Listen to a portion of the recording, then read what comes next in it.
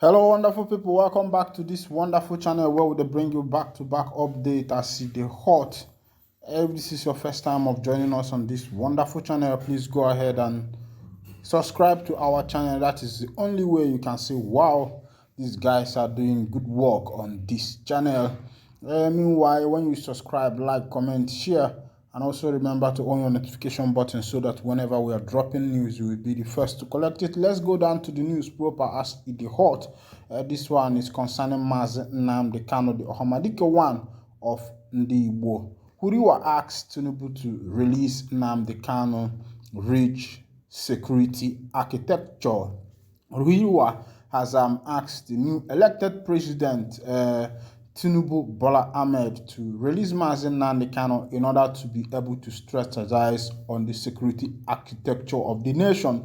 Of course, you know that when Nnamdi Kanu was arrested, people believe that or the government believed that the issue of insecurity in the southeast was going to dwindle. But immediately he was arrested, it seems as if everything skyrocketed. And there are some individuals and also some political figures who have hidden under the umbrella of the IPOB in disguise to be committing atrocities. And it is believed that if Nnamdi Kanu is released from DSS detention, that the hike and insecurity in the southeast will go down. Of course, you know that as of today, the displacement, people that were displaced in Plateau State that are currently in the IDP camp has reached 2 million people. You knew that the government of Muhammadu Buhari was not able to do anything concerning insecurity in Nigeria. Let's go down to the news proper as it is hot so that you can hear what Huriwa is saying to Tinubu. The meaning of Huriwa is Human Rights Writers Association of Nigeria. In acronym is Huriwa. Human Rights Writers Association of Nigeria, Huriwa, has set agenda for the administration of President Bola Ahmed Tinubu. As a matter of priority, the association called for a reorganization of security architecture to secure Nigeria. It also called for the immediate release of the leader of the indigenous people of Biafra, IPOB, Nnamdi Kanu, while demanding police reforms and revival of the economy. Huriwa, in a statement by its national coordinator, Comrade Emmanuel Onwubiko, said Nigerians expect Tinubu to immediately change the present crop of service chiefs. The group urged the new president to replace the current heads of security agencies and bring in fresh blood with new ideas to protect the nation against banditry, terrorism, kidnapping, herdsmen, aggression, amongst others.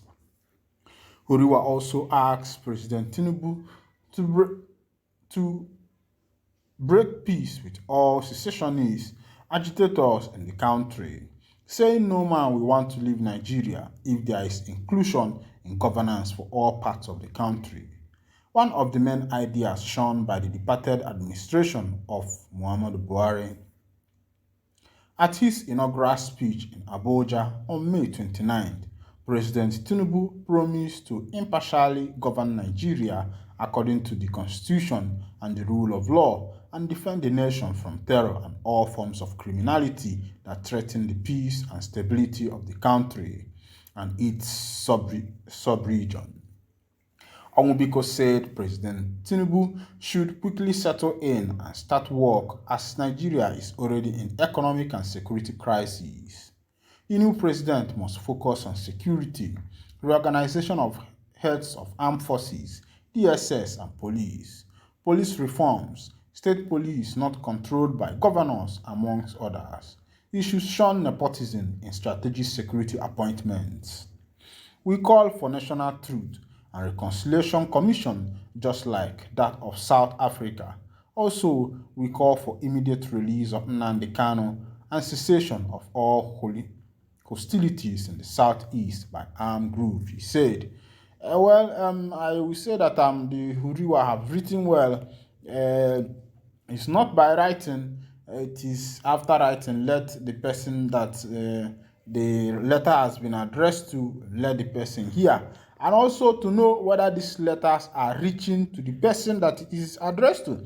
Because sometimes you can even write some of these letters addressing it to the president, and the people who are uh, uh, on the age that will make this letter to get to the president might even stop this letter from getting to the president. Yes, because in this leadership of a thing, I don't think that all these papers, because there are people who it is their job to read out these newspapers to the president, alert him on the informations that are coming in and the things that are happening in the nation. And if these people do not pass the information to the president, there is no way the president will be able to grab these informations that are happening.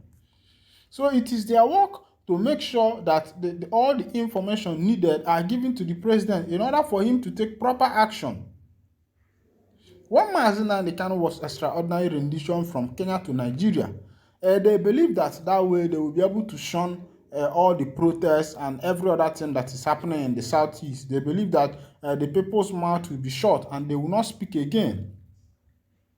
But immediately after Kanu was extraordinary rendition from Kenya to Nigeria, you saw insecurity everywhere. As it stands now in the southeast, move from Imo State to Anambra, you will see more than 20 checking points.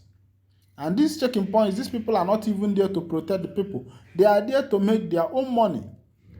You see the commercial vehicles, when they are passing, the army will collect, the police will collect, the mopo will collect, VIO will collect, what do they call them? All kinds of things. Red cap police will collect, road safety will collect. You see these people, they divide themselves in several. These people, they say they are anti-robbery. These people, they say they are anti-kidnapping. These people, they say that this kind of squad operation, this one squad operation, the other one squad and squad and squad and squad and squad.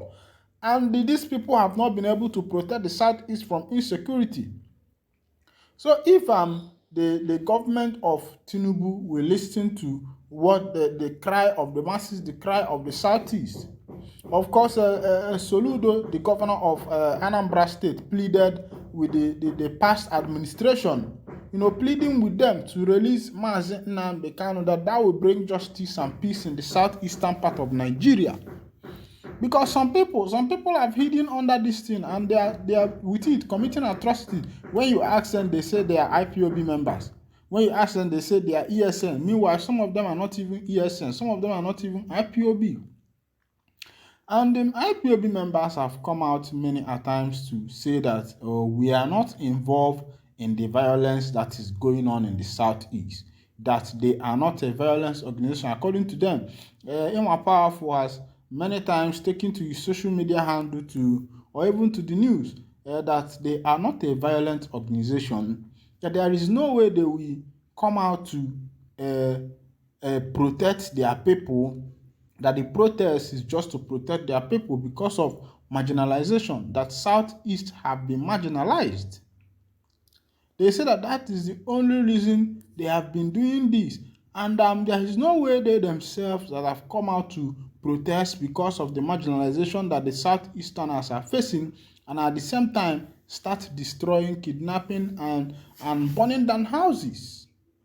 So I think if the government of Tinubu will pay attention to this information and listen to what these people are saying and release Nnamdi Kanu, I believe that peace will come into Southeast. Because if he is released, then if people are not acting on his behalf, he himself will be able to fish out those who are his and those who are not his. They say strike the sheep, the shepherd, and the sheep will scatter. So as is now, the shepherd has been arrested, the sheep have scattered, the wolf has entered, and nobody knows who is who.